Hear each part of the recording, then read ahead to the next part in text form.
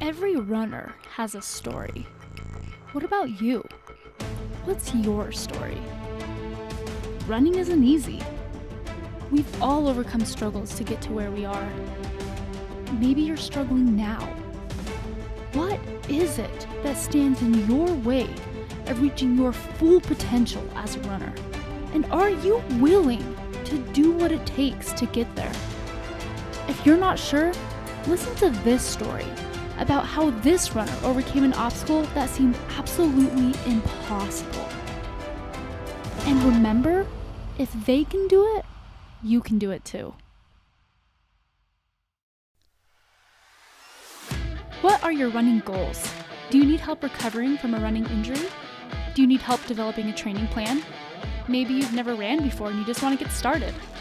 Let us help you reach that big goal of yours.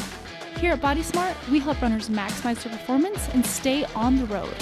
To learn more, ask questions, or to set up your first free appointment, go to bodysmartutah.com or call us at 801-479-4471. Welcome to Running Unbroken. I'm Melody. We have Cameron Garber with us, and today we are interviewing Amy Thackeray, the resilience runner, and we're very excited to have her here. We're really honored to be able to interview you today.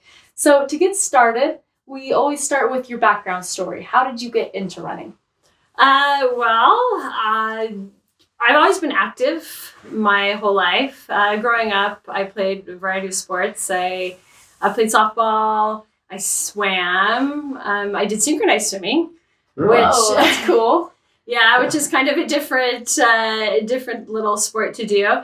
And I was active growing up in college. I did crew for a while for Wichita State. Yeah. Wichita State. Not much to do in Kansas, but you can row. But they have lakes. They have water. They do. We actually did crew on the little Arkansas River. So anyway, that's a little dialect thing. Mm-hmm. But I'm just active growing up, and then I got married, and I ended up having some serious health challenges, and it kind of came to a turning point later after I had 4 children, where I decided that I couldn't live the way that I had been living. And so long story short, running ended up being the answer. And so that's been cool. 13 years now. Wow. So, yeah.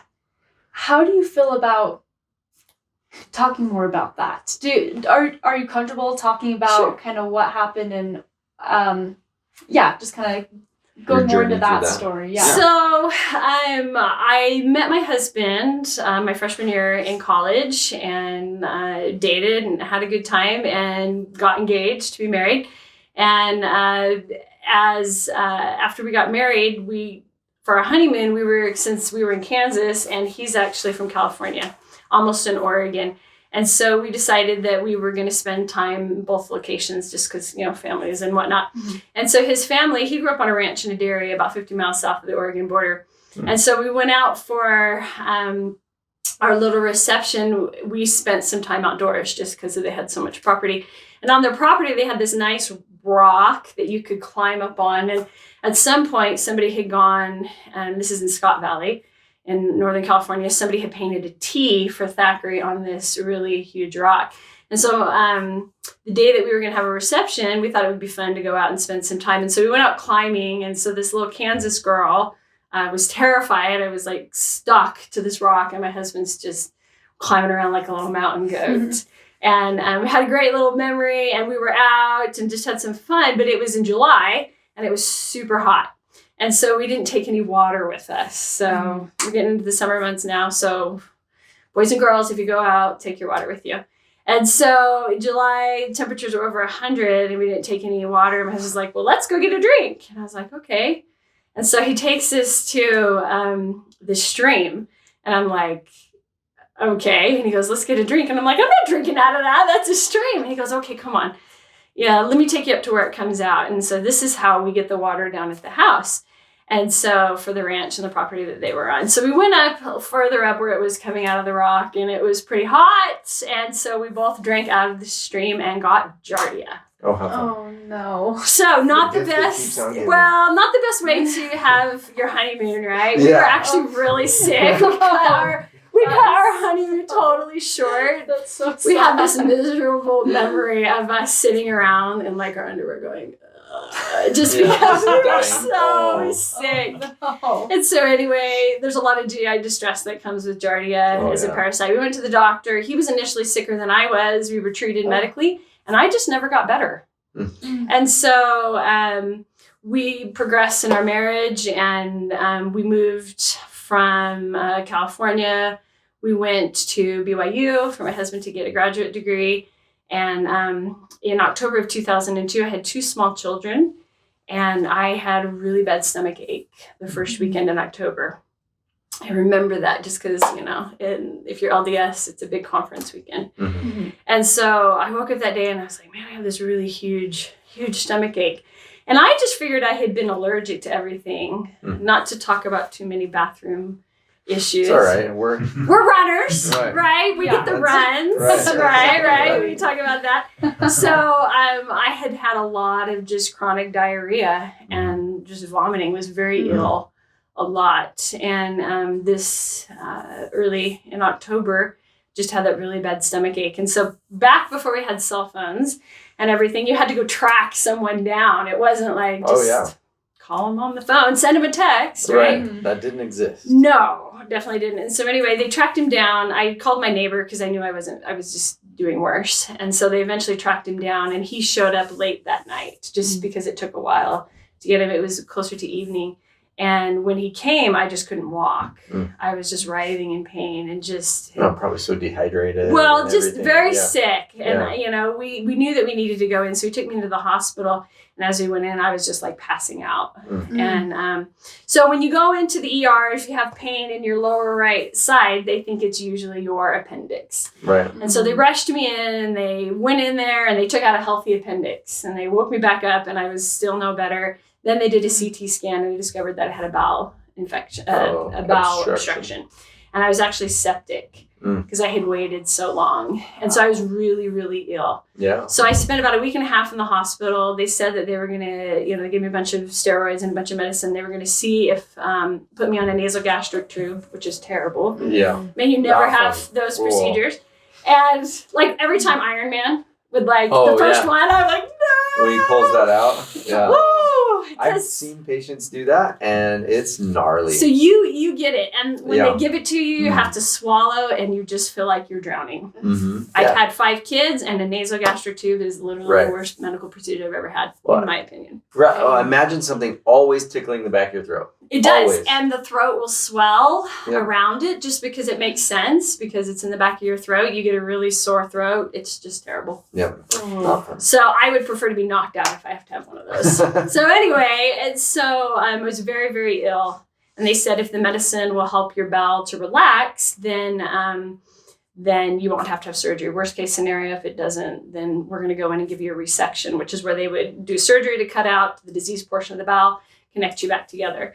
And so I had a blood transfusion because I had been bleeding and just had just a lot of serious health issues.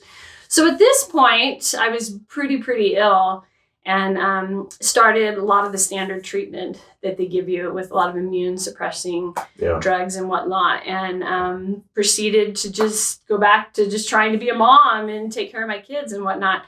And so I progressed through having additional children. I'd had 4 children about this time, but I was always really sick. The challenge with some of the immune suppressing drugs is because they suppressed your immune system with little kids, they would get a cold and I would have a cold. Right. And so I would go in. You get a super cold. I would get a super cold. I was constantly exhausted. I was anemic. I mean, and my symptoms, were just kind of always there. It was less severe, but I was just told that there wasn't a whole lot that could be done. They don't know why. Maybe I had a genetic issue. They just didn't really know. But getting Giardia was kind of the catalyst that started all of these just GI problems. And so it was hard. And I would go in and get a blood draw every 6 to 8 weeks to check my liver function. Medicine was very expensive. It was just really, really discouraging. Yeah. I was depressed. I mean, it's hard. Yeah. If you don't have your health, you really have a poor quality of life. Yeah.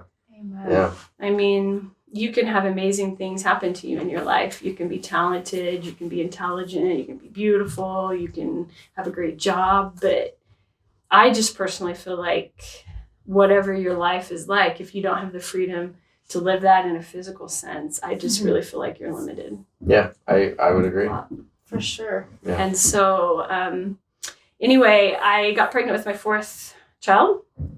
And after I had him, I ended up with a C. diff infection, which is an infection in your colon. Mm-hmm. They give you a really great antibiotic that makes everything taste like metal. Mm-hmm. It's absolutely terrible, even the water you drink. And so anyway, what no one had told me was that an antibiotic makes your birth control ineffective. So for anybody who is on birth control and you take an antibiotic, you need to make sure that you're aware that it has issues. Yep. That's good to know. I had 4 kids. Did you know that? Did you know that at all? No. Well, there you go. PSA, worthwhile. Right. And the challenge so I ended up with a surprise pregnancy with my 5th child when my 4th kid was 4 months old. And so for me, pregnancy is really, really hard on the body. I mean, it's hard on us, but I just have a hard time retaining food. And so it was very, very discouraging. So it was at this point that I went in and I called my GI doctor and I said, so I'm pregnant, what do I do? Because I'm on all these immune suppressing drugs. And he told me that my health outweighed the health of my child and that he recommended that I stay on the medicine despite it crossing over into the placenta, the barrier, despite telling me that I shouldn't try to conceive until I've been off of the medicine for 6 months. It was a really hard message to hear. That's brutal. Yeah. Just because I knew how sick I was, but I didn't want to, I felt like I was going to poison my kid. Yeah. Wow. And so you don't find out you're pregnant for a little while anyway. And so it was really hard. We met with him and he could see that I was really conflicted. He asked me if I wanted an abortion. I don't think he was super serious, but I think he could see that I was really wrestling with that. And I said, no. Mm-hmm. And I said, I stopped all the medicine because I just couldn't, couldn't, for me, I just couldn't do that. Because moms are amazing. Well, just because I felt, and honestly, I was really worried that I had poisoned her. Mm-hmm.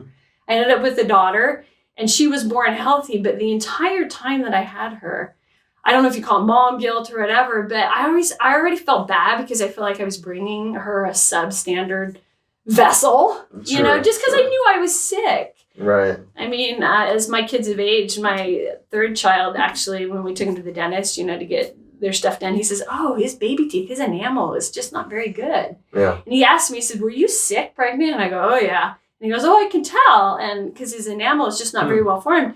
And so I said, well, is that going to be okay for later? He says, yeah, it'll be fine because these are just the baby teeth. But I literally had just done what I could. But when you're just starting with less, you're just starting with less. And so I really, really wrestled with that. And so she was born healthy and it was amazing. But at that point, that was a turning point for me.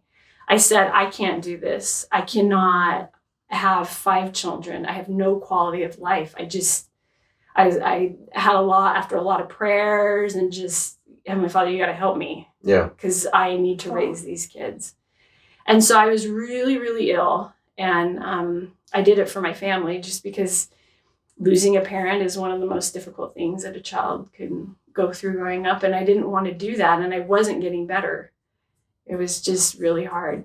And so I started doing what we do, which is we get on the internet, even though it wasn't, 2007, it's not too long. Dr. Google. Dr. Google. Everybody loves Dr. Google, right? Every day. Armchair doctor here. Right. And so, but I started doing research and I started seeing a correlation between diet and exercise.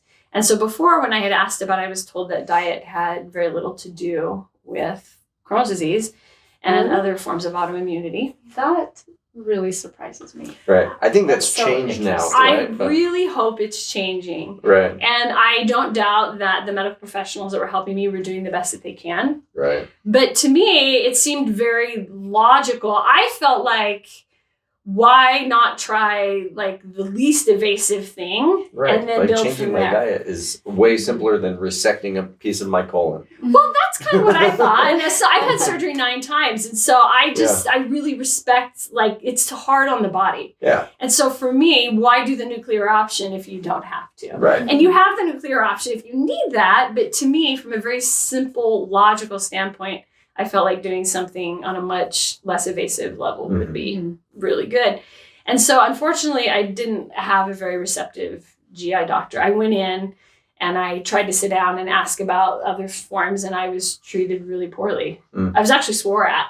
And so, you know, it was just, it was so disheartening. Yeah. Because here I am trying to advocate for myself in as best as I know how.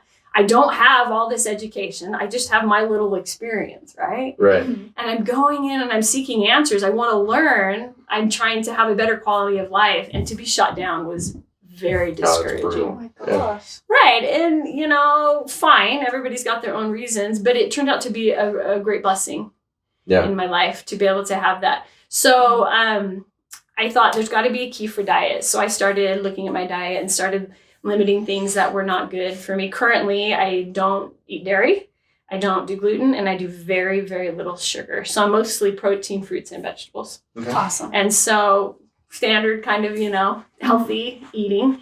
And it really helped calm the inflammation down in my body. Now, the second part of that was I need to get healthier as well. And so after some discussion with my husband, we decided I'd get a gym membership, and I walked into the gym, and that's where I met my coach for the first time.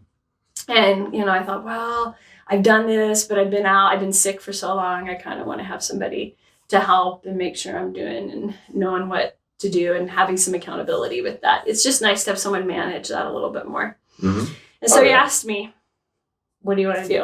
I was like, I don't know. What are my options? He says, well, do you want a bike? And I was like, well, I got little kids. I have this baby, right? You know, 5 kids, 8 and under.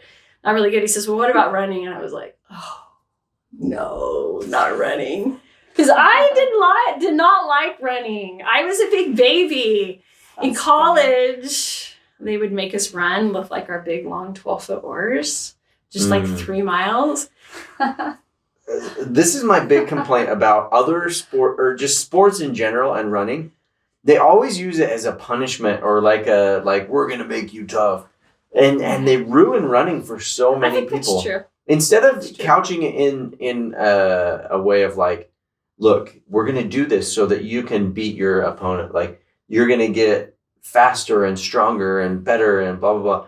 They don't talk about it that way. It's like, you missed that, you run a lap. Right. Yeah, There you go. Like, let's do ladders. This is your punishment. You're going to suffer, right? And so then we all grew up hating running, and then we don't find it until like later adulthood, unfortunately. Like I was almost 30 before I like went on a run and enjoyed it. Right.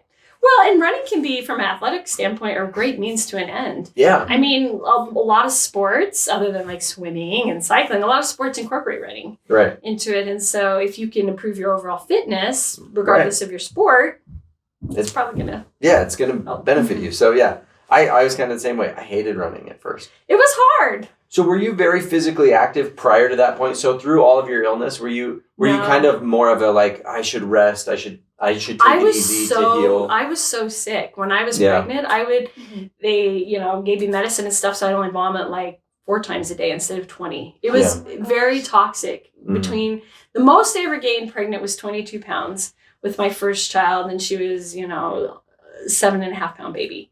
And so I was just very, very, and it just got worse and worse and worse. And I had a bunch of female reproductive problems. That's a whole nother issue we can get into, but it was hard. And so I was not active. I would have loved to be active because I was just existing. I was a mom and trying to help with these little kids. In the trenches. Yeah. It was terrible. It was absolutely terrible. My older kids call it the dark ages. Just because it was, I have 2 girls, they're my oldest ones, they're in college, and they're all like, yeah, we remember that. We're so glad you're not like that anymore. Me too. Yeah. So I had run, you know, as part of other sports and stuff, but I didn't like it. And bottom line was that when I talked to my coach, that was the best solution. Running could be done anywhere. It could be done on a treadmill. I had little kids on vacation, anywhere. And so I I agreed to do it, and the rest is history. And so he started working with me, and we set a goal for a 5K the following year, and the goal was to run the entire 5K without stopping, which I was able to do. But it took about 2 years of consistent exercising before my body pulled out of the inflammation. It was terrible. I love that he set that goal for a year. Though. Yeah. So many people are like, I'm going to run a 5K next month. Yeah, no. Like, it was why so put that bad. kind of pressure on yourself? I like having a goal Oh. for sure, but like give your body a time to adapt to it. All the time people be like, I need to get in shape, so I signed up for a marathon this fall. And I'm like, you're going from zero running to like a distance that is hard for a trained person to do. For sure. For multiple hours. Yeah, usually. I mean, yeah, you're going to be going for. In some ways, I think it's harder for the person finishing in 6 hours than the person finishing in 3.5. I do. Like you're going for a long They time. are, and especially because the conditions deteriorate the longer that you're out. Yeah, This it's past hotter. weekend, Yeah. we did Utah Valley, and it was a warm start. I mean, we were up in the lower 60s to start at 6 a.m. And some of us finished a little sooner. And I kept thinking about the marathoners out there, and it's just hot. Right. Yeah. We had one patient that finished, around the 4.5, 5 hour mark. Yeah. It was scorching hot. Terrible. I mean, so hot. In the 80s. Mhm. And you're moving your body. Yeah, that's absolutely hard. uncomfortable. For sure. Yeah. And so, I mean, it was absolutely hard. But, what was I going to do? Was I just going to die? I didn't, I had come close, and I had had some other hospital stays and bowel obstructions after that. It was really, really hard. But I didn't want to do that to my family more. And I wanted to be around too. I initially did it for them, but as the time went on and I started to feel better, it became something that I loved. Mm-hmm. And that I enjoyed, and I do now. And now it's mutually beneficial for all of us. Yeah, absolutely. And so it was challenging. And so that is how I got into running. I kind of had to make a choice. Mm-hmm. And so what a story. Yeah. That's really awesome. And now not only are you running, but you're really running. I am running. You're an exceptional athlete. I do pretty good. So I've been grateful. And I think for me, gratitude is huge. Everybody struggles with motivation. So we live in Utah where the weather gets challenging sometimes, especially in the winter. I have days where I don't want to go out as much just because maybe I'm tired. But this is a lifestyle for me. Death can change things for you. And so I just know what not being able to move feels like. And so, I mean, I know everybody struggles with motivation, but I kind of have joked and said I got to learn in my 20s what most people start to really face in their 50s and 60s. And now I have so much time in between to have a good quality of life and then to enjoy. And I've had some amazing experiences and memories, and it's worth it. It's a sacrifice no matter what you do and whoever you are, no matter where you're at. But having a say and feeling like you have a future is really, really important. I 100% agree. How many mornings, how many days as you were getting into it, did you have to face kind of that idea of like, yeah, this is going to be hard, but I feel poorly anyway. Yeah. So as long as I might as well be building towards getting better, that I'm going to feel bad anyway. So. It was really true. And there is a choice with that. I mean, when I first started, I spent a lot of times indoor on a treadmill because I needed a bathroom. Mm-hmm. Just because and even on a race, it's finally, I never know what my body will do. I could be on track for something really great and my gut will have an issue. And there were many times where I was doing really, really well, but I would have to spend 3 minutes in the bathroom. And when you're racing for time, it really matters. And it would be discouraging. Yeah. Just because you would put in the time and you would do what you could do and you would monitor your diet and have all these details. And it was just either it was too hot or I don't know, jitters, and it was just, it is what it is. Yeah. One little thing could throw the whole thing out of balance, which happens to all runners. Yep. But it's just magnified when you've got that underlying issue for sure. Well, and now that I started going longer and doing more, I mean, nutrition is a huge thing. Mm-hmm. The longer that you go, you can only go so long without eating, right?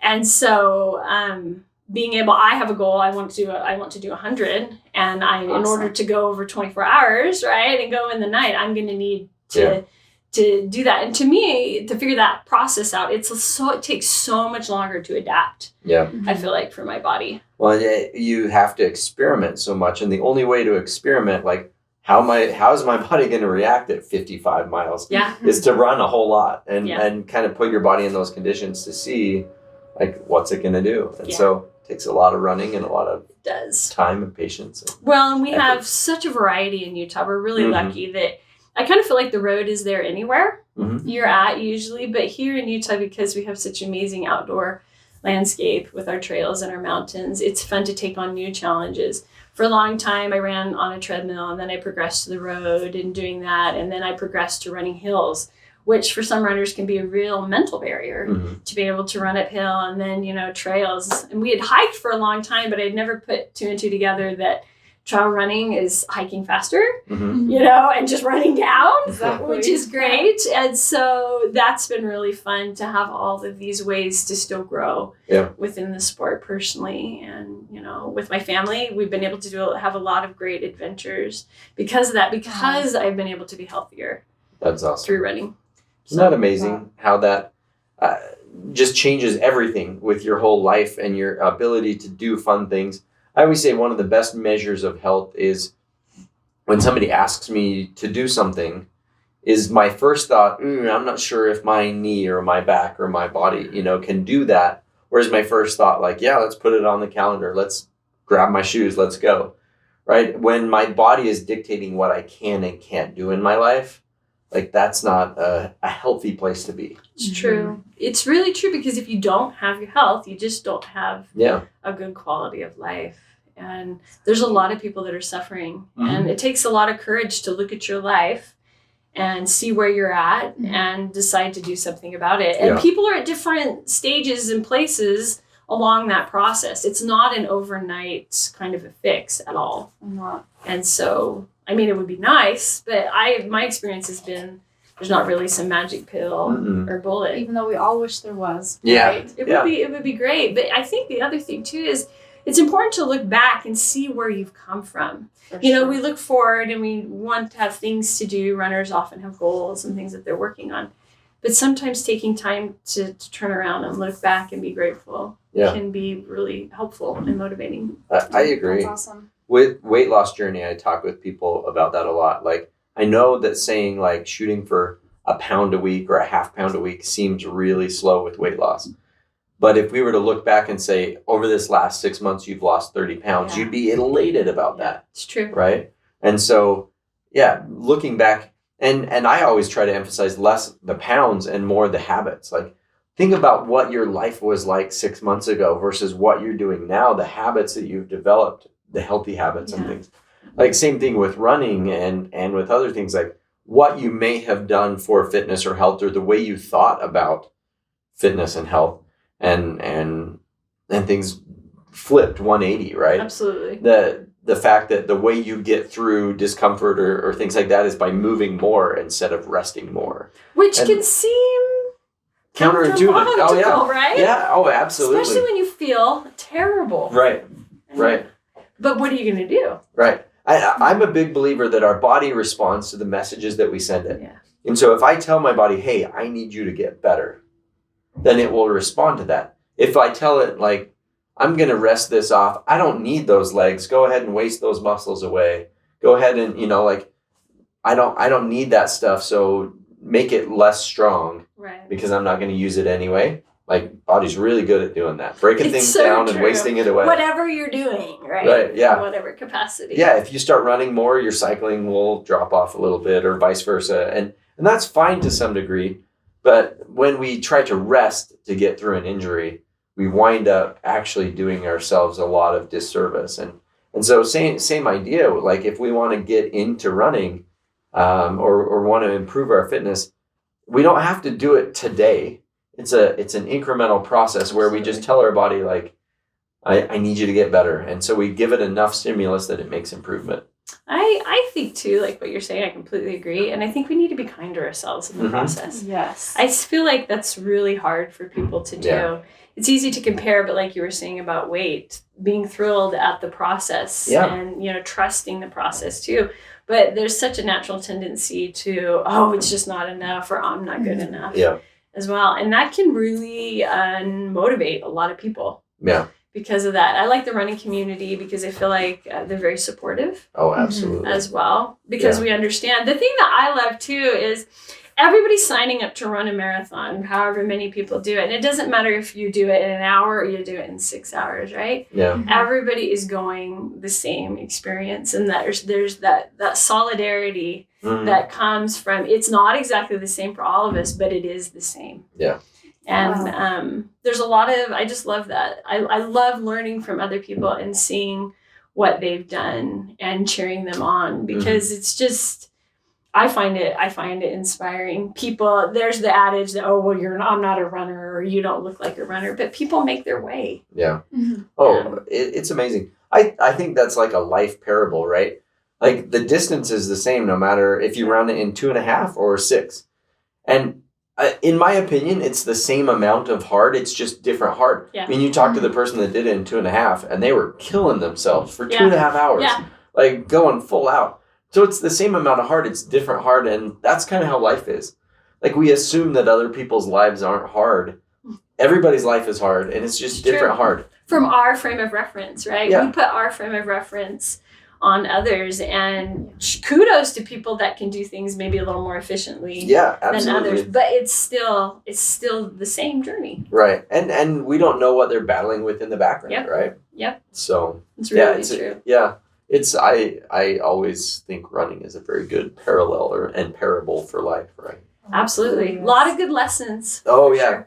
It gives you a lot of time to think too, and sort out those life lessons and parables and stuff. Absolutely. And I think too that sometimes there's a tendency to feel like you have to be talented in order to do something. Yeah. And I feel like running that's not true with running. There's always going to be people along a scale where some it's a little bit easier, but just getting out and doing it, hard work can really help with a lot of the challenges and obstacles that people take, and consistency. I would say that being consistent at anything we choose to do, we often improve at. We were consistent when we learned how to read and how to walk and do all these things that we see are normal for young people to do. And by the time we're an adult, usually we're pretty good at those things. Yeah. And so I think there's often a mentality among some people to be hard on themselves, and they don't. I'm just not any good. That's not true. Right. And a lot of people too, when they get started, they start too close to where they want to be. Like, I want to run a 5-minute mile, so I'm going to start running at that pace, and then you can't do it, and so you feel beat up and discouraged and whatever. It's like, I want to get to where I can run a marathon, so I'm going to go run 40 miles this week. And then their body doesn't hold up, and that's hard. You get injured. They buy a marathon training plan, and it says that they should do this, and it's like, well, maybe start running first, and then once you're consistent at that, then you can decide to train for something. But we tend to start too much as though we're already there where we could train for it and things like that. And then what happens is you fell or you hurt yourself, and then you think, I'm not a runner, I can't do this. Or something's wrong with me because I am injured. That's what I'm struggling with. I think this is where mentors and coaches really come a long way, because there are people who have been doing it a long time, and I think there's a mentor. I see a mentor as somebody, they can be a coach too, but often somebody who you relate to that really cheers you on, that's a little more experienced. I see a coach from the aspect of somebody that understands a lot more of the science and the health aspect behind what you want to do, because like you're saying, just because you can get online and find somebody who knows and wants to help doesn't mean that that they know what they're doing necessarily, and you're not going to end up injured. Right. And I think really good coaches are huge to the process. My coach he's worked with me the entire time. He's like a brother now. Yeah. And I've watched his life and he's watched my life, and it's just such a great bond Mhm. because he's been there along the whole way of the process. He understood my health challenges and we could work with that. And there were That's other huge. people that wouldn't have been able to do that. It is huge. Yeah. And so, Yeah, I think that having that understanding, that education and knowledge of different health challenges really is important. right. We see that often where people, their coach kind of led them down a rough path. Well, and I've seen that too, and I think people mean well, but Oh, absolutely. I just think it's hard because for some people that can really sideline you and derail you for a very long time, and then that can lead to other problems. And Right. so, active Mhm. recovery is really, really important with people that can help you actively recover. Absolutely. And not to bag on coaches or anything like that. I think that coach may be a brilliant coach for somebody else. Sure. too. Yeah. Sure, Yeah. absolutely, You got to find the right matchup for you. definitely. You were lucky to do it on the first go. I was definitely lucky, and I think I was definitely led. It was Yeah. it was a very challenging process, and I've had a lot of health challenges my entire life, medically in a lot of different areas, and I couldn't just have somebody who had gone online taking a test. I was always lucky to be with someone who had his education and continued to build upon that. And That's it really cool. blessed my life. That's Yeah. great. That's awesome. So I have one question that's been sitting on my mind for a minute. How have you made running a priority in your life? So do people understand when you're like, sorry, I can't do that, I have to run?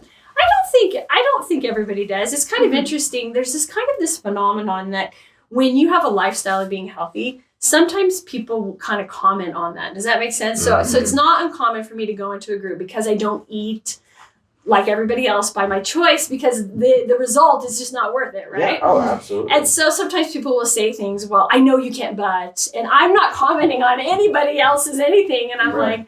like, okay, right? And so it's just kind of this interesting little phenomenon, right? But I'm a believer of you're going to invest either way. Mhm. There's kind of an adage that you can pay for something later, you can pay for something now. Yeah. Because of the health challenges that I have dealt with, it's going to happen. If you don't take care of your body in whatever way that looks like for you, it doesn't have to be running, but if you don't take care of yourself, it's going to have consequences eventually. Mhm. And so for Wow. me, it kind of goes to the motivation. I just know what the really bad and the extreme end of that can be. Mhm. And it's just not something I want to live with. So for me, yeah, sometimes I get up before 5 a.m. And in the winter, when I'm running in the dark before work and it's cold, it's terrible. Mhm. But you know what is worse? Is dying. Yeah. And not having. And somebody would hear that and go, I feel like dying in the winter. Right. It's true. It's hard. Well, But I got to do it. Because this is not just for me. It's also for my family. For sure. well, feeling terrible for that 1 hour of your run is way better than feeling terrible for the whole For rest your of the day. whole life. It's true. And the whole rest of the week. Or It's really yeah. true. And it's a trade-off. It's a sacrifice. Of course, I am sacrificing sleep. I have teenagers in my house who don't like to go to bed. Like they were cheering for the Jazz game and I got to get up early. Quit yelling out there, right? Yeah. It It was is- pretty exciting. It though. was good. And I love that. And they're wonderful. But it's a sacrifice no matter what. But Yeah. the biggest difference for me is at least I get a say Mhm. in the sacrifice. And there are things that happen in our lives with medical challenges where we don't always get a say. You just have to deal with it. And so for me, it is hard. I'm somebody that I do better in the morning. Like waiting till the end of the day, I'm just so gassed Yeah. and tired if I need to sacrifice my time in the morning to do that. And it's been something that both my husband and I in different ways have done. And it's been great. My kids see that and they know that. And we always approach it from the aspect of health. Mhm. It's not about achieving and doing all that. It's about being able to have the quality of life that you Oh, I want, love that. That's such a great perspective. which is such a gift Yeah. to have a good quality of life. Yeah, absolutely. It is. Well, that is so awesome. Thank you so much for coming in. Do you have any last words or last things you'd like to say before we wrap up here? I just think that people continue to be supportive of each other. I will say it time and time again. My times have gone down, not because I am naturally talented. It's because I've worked really hard and been consistent. I've had coaches that have known what they're doing, how to help me improve, become more efficient and fast in a healthy way. Mhm. And doing the MET test like we did today Yeah, that was was fun. super exciting because the data is the data. Yeah. regardless of our bias, right? Right. And so the data doesn't lie, and I love that. And so you don't have to be naturally talented. You just have to go in and put in the time and the hard work and trust the process. And it is a process Yeah. with anything, especially physically. Oh, yeah. I think that's really nice for a lot of runners to hear. I think there are a lot of runners who are like, I'm just not built for it. But really, I believe anyone can do anything they set their mind to. So I think that's great advice. Thank you so much for coming in today. It really was an honor. Your advice was beautiful. If people wanted to follow you, where can they follow you? You can find me on Instagram as Resilience Runner, and I have a website that's kind of like a little bit of a journal and kind of a diary. It's got all the races that I've done. It's got my racing totals. It's got my medical history. Way too much information out there, but that is Running on Resilience is my website too. Okay. Perfect. Well, be sure to check that out. Don't forget to follow so you can get more podcasts like this and share this with someone who you feel like needs it. And we'll catch you guys next week. Thanks for listening to Running Unbroken. Don't forget to follow us on Facebook and Instagram. And reach out if you or someone you know has a story to share.